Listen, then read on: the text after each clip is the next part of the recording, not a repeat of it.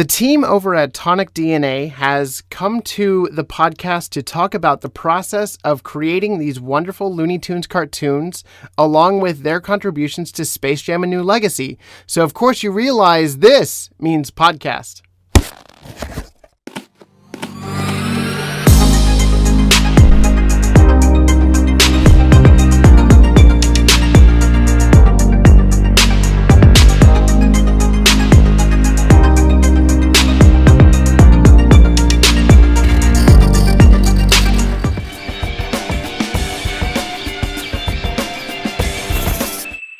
Hello, and welcome to, of course, you realize this means podcast. I'm your host, Jonathan Graves, and with me today, it is my pleasure to bring to you two of the minds behind Tonic DNA.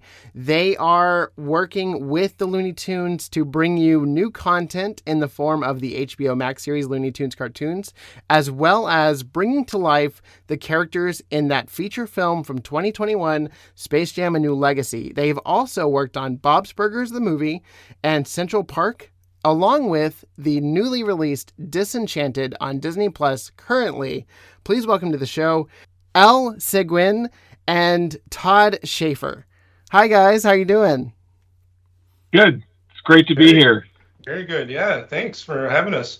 Glad to have you. Glad to talk to you about these shorts, about bringing life back into the world of Looney Tunes in this new way. It's retro, but it's got a modern sensibility with their humor, and it's just always a joy to watch, especially the ones that you guys have worked on.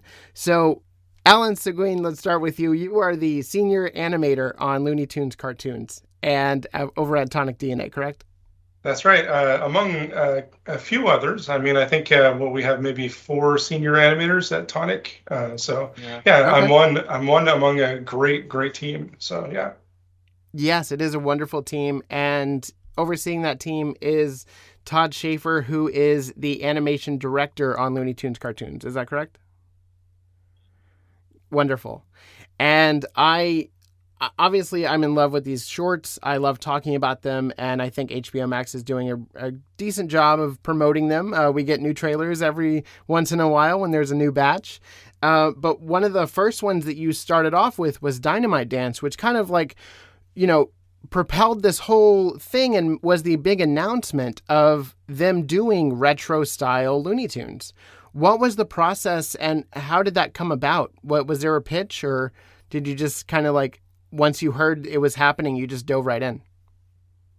Well, Warner Brothers came to us, and this is the project that Pete and Alex put together, and they're the real creative forces behind this. And what they pitched was the old style Bob Clampett, Friz Freleng kind of animation and sensibilities. And to be very honest, when we first heard it, we thought we were very excited, but we didn't think it would stick because it was just too good to be true, Yeah. But fortunately, their vision was carried through, and we were able to do this retro style, and we all just absolutely adore this kind of animation. And that's Pete Braungart and Alex Kerwan you're talking about over at Warner Brothers. That's phenomenal. What was it about these characters that have endured, and what do you love about them that you got to work with? You don't see this kind of animation anymore. You get glimmers of it in some TV series, perhaps, but you don't get the fullness of the animation that we can really explore and have fun with in traditional animation, because we're not limited in our animation on this, where it's completely full animation, and we have the time to be able to really flesh this stuff out and just go crazy. Gossamer's on the mound. The count is 0-0. He's getting the signal from the catcher. He's asking for Gossamer's famous twister ball. There's the wind-up and the pitch. Oh! A swing and miss! Strike one! So back in the day, they were doing everything hand-drawn, and now you're working with a computer. What was it like to replicate the smears and the periods of in-betweens to get that old-timey look? Well, that's called the dry brush often, or a wipe, but more likely dry brush for Looney Tunes, because I think in the olden days, they literally would take a dry brush with paint and smudge it across the cell, right? To give that blur effect, right? So, yeah, we have an effects expert that works at Tonic, Geneviève Letourneau, who was phenomenal at her job. And they came up with a recipe, actually, to mimic the old Bob Clampett smears and stuff. So it just takes a lot of know-how and a lot of thinking. But everything else is hand drawn. Like, I work on a screen, but I worked for 17 years on paper. So to me, there's virtually no difference aside from more tools available to me and Control-Z. So just undoing a mistake is much faster than erasing and sharpening pencils and stuff. But about Dynamite Dance, I don't want to diverge too much, but it was funny. I was doing, like I said, commercial animation for quite a while, right? Toucan Sam, Tony the Tiger, that kind of stuff. So it refined my animation skills. But then in the early 2010s, there was kind of a dry spell when it comes to traditional animation, right? Right. So me, among many others, we had to go and seek other means of employment. And so I did storyboards, but I also did some 3D. So when I came back to Tonic, Todd was teasing me because I was there to be a supervising 3D guy. But Todd was like, come on, you got to come back in. You got to do this Looney Tunes short. And I'm like, oh, no, I don't have the skills anymore. And it was really just like the mob pulling me back into traditional animation, right? Because how could I resist working on Bugs Bunny? I mean, it's one thing to work on Toucan Sam, but Bugs Bunny, come on. That's where the grit is. That's where the style is, right? So I couldn't resist. And that was my first foray back into traditional. So I couldn't let it go ever since that. So thanks a lot, Todd. I'm stuck now. Aren't you happy that I muscled you back in? Actually, I wouldn't change a thing. See, okay, so remember that in the future, okay? And the timing was just perfect because Dynamite Dance came out just on the edge of 2019 and right before the entire surge of Looney Tune the universe came together to celebrate Bugs Bunny's 80th birthday, and that was a big celebration for the brand. And you guys were like right there with all of these shorts that dropped in March of that year, 2020. So coming on and bringing that style of animation back and really propelling, the love of the classics. What was it like to have such influence over what people were going to see with these, and did you have any ideas that were added to like post storyboard or post script that you were like, oh, I wanted to like have this character do this? Or well, Pete and Alex are very specific and clear in their boards, and they really run those things through the ringer. So by the time it gets to us, they know exactly what they want. And sometimes there'll be sequences where they've really done a lot of work to prep exactly what they want, and other times they're a little more free. And so, it just depends on which part we get. But, it's our job to bring their vision to life and follow their vision. We have some liberties, like you get the animatic and you're like, wow, this is really tight. And they even send us poses specific to the scene that are like a little bit on the Ren and Stimpy exaggerated crazy stuff, right? Which are done usually by Dan Haskett. So I don't know if you know Dan Haskett, but an excellent artist. So we don't have that much wiggle room, but when we do, we add as much as we possibly can as animators because we love it, right? It's like, it's not just a scene that I got to do. It's something that we absolutely love and we want to put our heart and soul into it. So Big League Beast, for example, I did the scene where he takes a big hammer and smashes the foot, right? I don't remember that scene, but I did all sorts of flourishes as Bugs Bunny speaks and expands about the issue, right? So this was not in the storyboard, and the response is always, wow, thanks for adding that kind of flair to it. And I know Guillaume Blackburn, who's another guy at Tonic, senior animator, very, very good animator, who if he can, he'll add tippy-toeing, he'll add just any kind of flair that he possibly can. And it just shows that the animators love what they're doing instead of just going through with a job. So. And I know the fans love it too. Like those little moments are definitely highlighted in clips that I see reposted all over social media.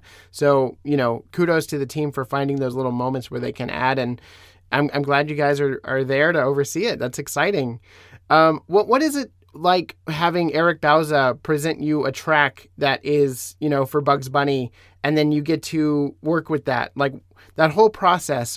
What's so special about it, or what makes it unique to other shows? Well, geez, for one, how come Mel Blanc is back? That's crazy. Right? Right? So how the modern day Mel. Yeah, because I've heard, not to diss other voice actors, but like he really nails it. After having seen attempts over the years, he is like on the ball, right? So what a luxury I find is to animate to his voice, because we're hitting those accents, we're hitting those exaggerations, and he's delivering for us. It's a back and forth with the voice actor and an animator. We get deeply, intimately knowledgeable about their voice because we're repeating it ad nauseum all day, right? As we animate over it, because as you know, animation is a very meticulous and slow process, and a lot of rehashing, right? So I think I hear his voice 1,000 times a day. I gotta say, So when it's a good voice, it's such a pleasure. He's done 50% of your job, right? Hey, yes, actually, yeah. He is a major part of my acting. You should be animating 50% faster then. Oh, no, look at him. He's already got the whip out. I was just wondering if you dream in his voice. Like all the characters in your dream probably sound exactly like Eric Bauza voices. And what a thing it is. We did a podcast with him recently, and I was just talking about how it was really fun to animate Daffy for me, because he's one of my favorites. And then he thanked me in Daffy's voice, which was the most surreal thing I've ever heard. Because what am I talking to, a cartoon? It was awesome. I love that guy. He's so funny too. He's great. And big shout out to Eric Bauza and all the work he's doing over there, because he's voicing, I think, half of the characters. So that's wonderful. And for you, Todd, what's it like working with this team over at Tonic and bringing these characters to the forefront and getting to touch the rare characters like Pete Puma, which you guys did in Puma Problems? He returns, and it's wonderful to see these classic characters get the reinvigoration of this franchise through the series. What was that like?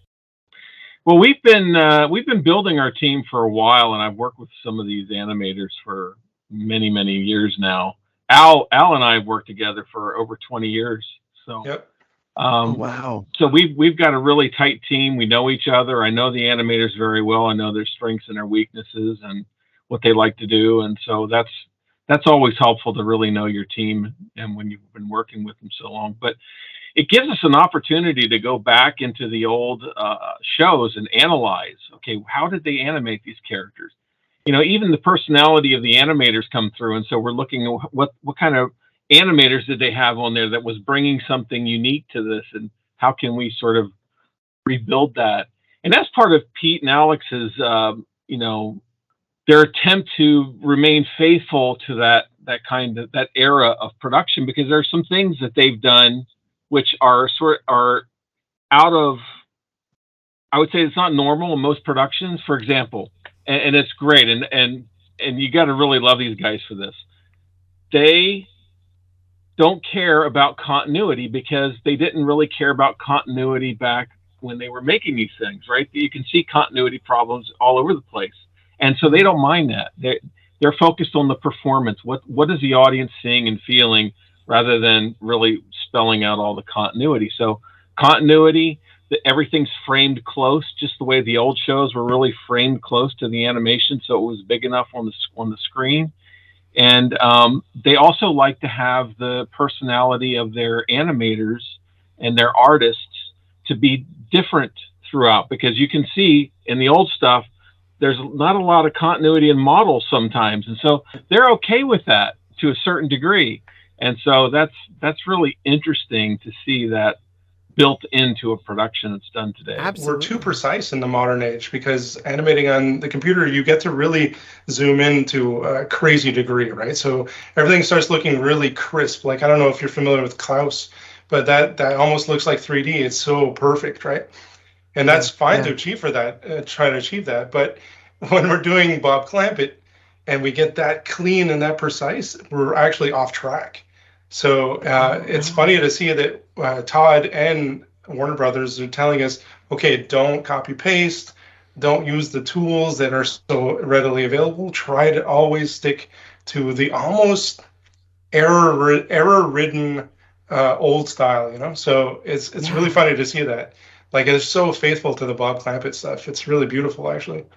It really is, and I think that's why it's so endearing and refreshing to see, because we haven't seen that style in somewhat 60 years, and it's really great that there's this admiration for it online. And, you know, as soon as I share or come across a clip from the Looney Tunes cartoons, I know that there's a lot of praise for this team and for the work that's being done that is showing the new team, like the new era of animation, like how it used to be done and how it could be done now.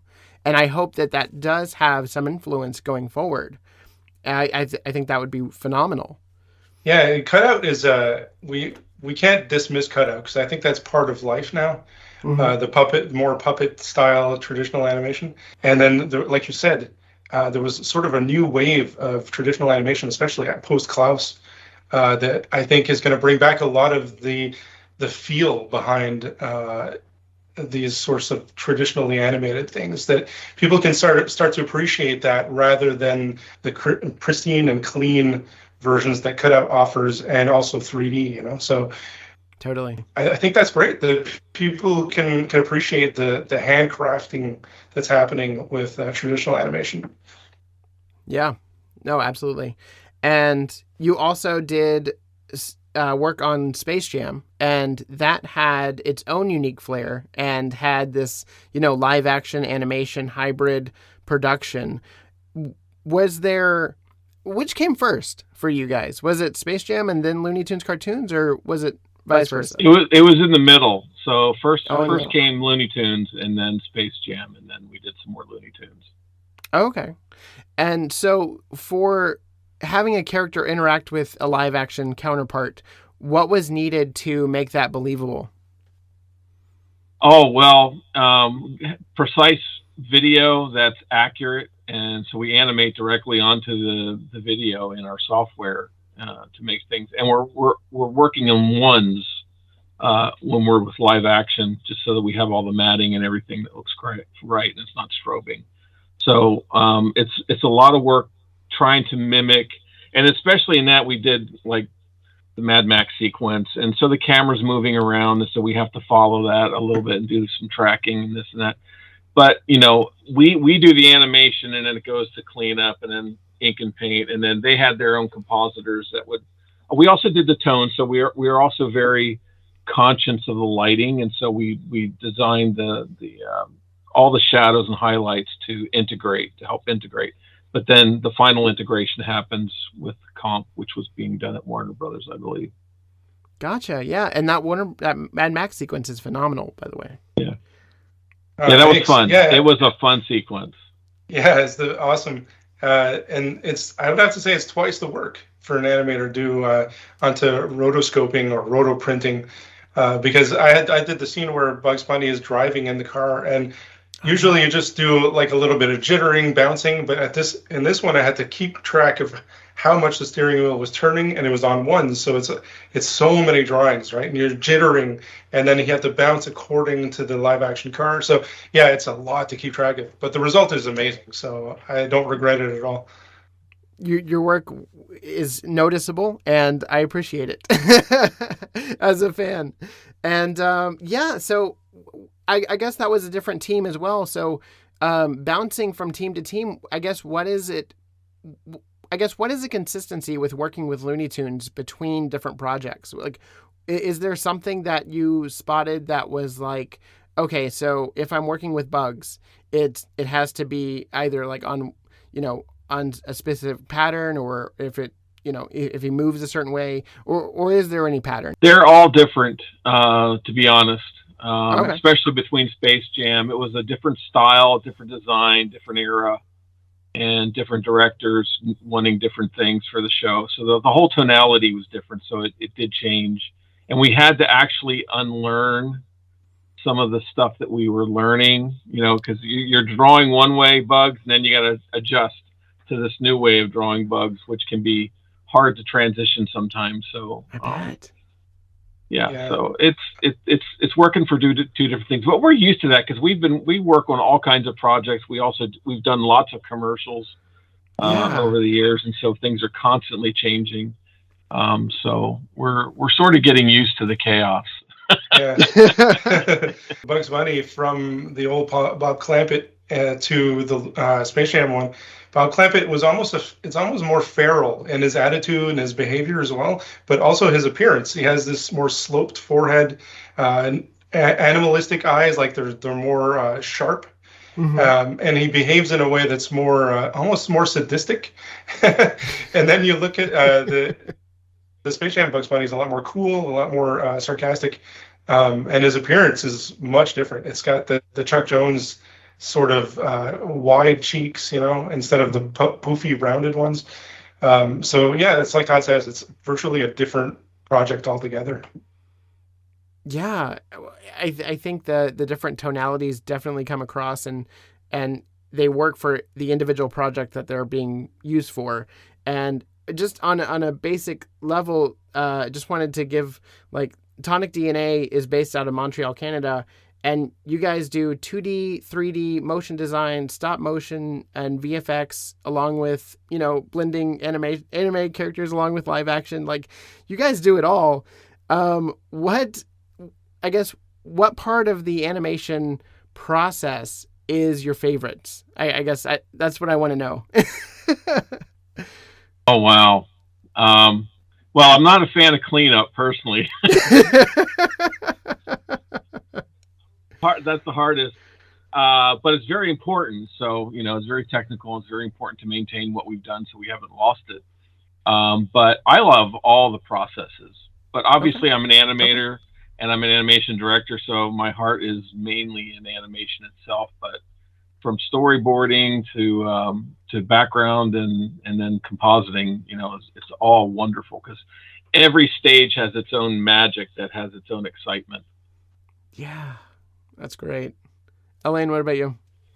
My favorite part has got to be the rough animation stage, where you're just exploring, you're being as creative as possible, and using movements, because movement, people dismiss it as like as something that, okay, fine, things move, but it's got so many principles behind it, so much physics, so much thought. The 9 Old Men from Disney expounded on it. There's so much thinking behind it, and I love that puzzle solving. But I mean, being in commercials, you got to do everything. It's a boot camp, so you have to do the design, storyboard, all the way down. I did cleanup for most of my scenes when I started animation, so I've done all the disciplines. And I think my second favorite would probably be designing. So designing new characters, which I had a small part to play in Disenchanted for design, but that to me is fascinating as well. But if you were to force me to do only one, it would be the rough animation, because it's the most fun. Okay, cool. I love that answer. And yeah, you guys recently worked on Disenchanted. What was it like bringing that world to life? Because I know that they go into the full animated realm of the fairy tale side of it.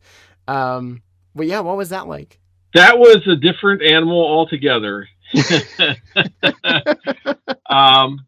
We did about 14 minutes of animation, which is all the animation in the movie. We were able to do the start from the storyboarding stage, doing the animatics, designing the new characters, updating the old characters so that they felt true to the old characters. But given that it's been so many years, and the new characters, I mean the new actors, not the new actors, the old actors were, they're aging a little bit. So the director wanted us to sort of update them just a little bit so that when we transition from the animation to the live action, there's some continuity there. But it was hard because it's human animation, and even though there was human animation in Enchanted many years ago, it didn't have the direct continuity between the animated world and the live action world that we have in this one. And the story was also different. It was more subtle. It was written more as if it was live action, right? So it was a live action performance that we were basically being handed to animate, which was fine. It was a great challenge, but it's a different challenge to have that level of animation in human characters with that subtlety. Not everybody can do it. We can have really good animators, but they just can't make that transition into that. So it reduced the talent pool for us. But it was fun. It was a lot of fun. We loved challenges, and it was really an exciting thing to be a part of.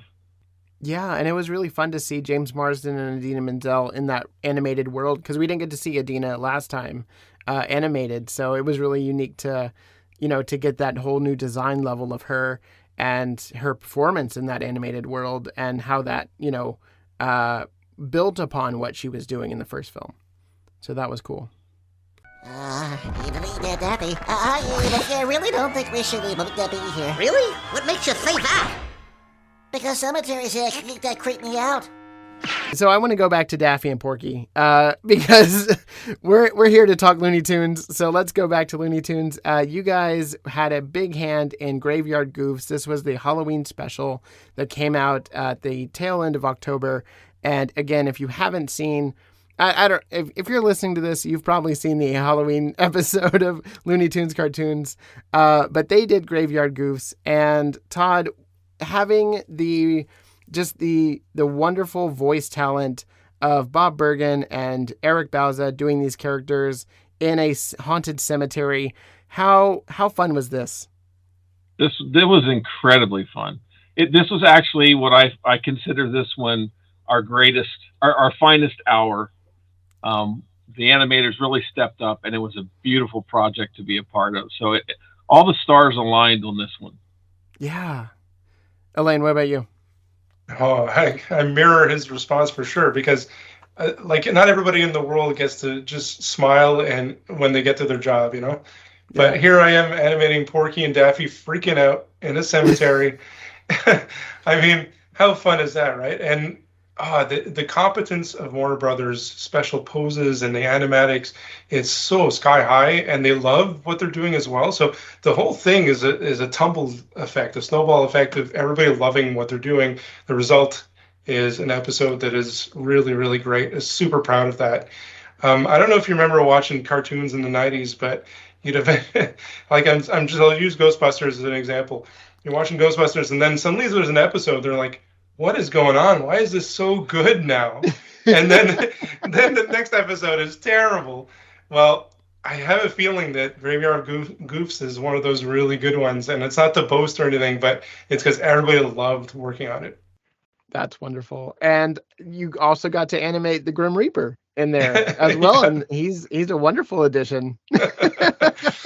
Yeah, I only did one shot of him, which was, and it's very different. The way that I did my shot was very serious and very foreboding when he just rises, and he's supposed to be scary, and you got those little wings that are kind of cute, but also like, whoa, is an angel of death here. So it was fun to do that kind of foreboding thing and then go back to Daffy and Porky freaking out. I did the shot where they go almost into the camera with their take, Yes. And then they so it's like the juxtaposition of the serious tone and then the wacky tone is just so wonderful. That squash and pull of their faces, I thought, was really unique and definitely stood out as a highlight for sure. Were there any inspirations that you guys took from the early 40s cartoons? Because I feel like I've seen that, the skeletons coming up in that pattern before, but I can't place it. Was that all unique though? There was a skeleton dance that's been done before in Warner Brothers, and that was actually one of our references that we pulled apart and looked at to help us with that, so that we were true to that era. It's almost a parody of it, right? Yeah. Nice. But to me, it reminded me a lot of the Abbott and Costello. Oh yeah. As well, with the horror, which is those were just a riot as well. So they had that sensibility. Yeah, and it's as timeless as those, I think. I will be watching this for many, many years, and it'll be a constant highlight for my Halloweens. So thank you for that. Also, you got to think about the writing behind these, right? Because It's really exceptional writing. Like, it's rare that I'm going to work on a cartoon and animated show and I'm laughing out loud. It's just because I guess it never tickles the right funny bone. But in this one, or all of the Looney Tunes we worked on, it's funny, and that's rare for a gag-oriented show now. Because you grow up and you get jaded, but this is all such good writing. So I'm not sure who wrote that. You probably tell me actually. Andy Gonzalez that we had on the podcast as well. Oh, it was him. He's great. Yeah, so like the comedy joined the artistic team. See what I mean by everybody loved every part of it? Yeah. So the result was such a nice episode. I think the writing has a lot to do with it too. It really does. And going back to the initial storyboards that you guys get and just, the level of comedy is unmatched, I think, in modern storytelling and cartoons. One last question I have for you both is about explosions. So when you're doing an explosion, I'm imagining you're only getting like a big pencil sketch and you have to fill that in. Are you allowed to do whatever you want with these explosions, or is it very meticulous on what colors to use and like how big, or do you have more freedom with those? I think it's a mix. Sometimes like on Dynamite Dance, that was all there was explosion. So we sort of cut our teeth on Alex and Pete's sensibilities on that.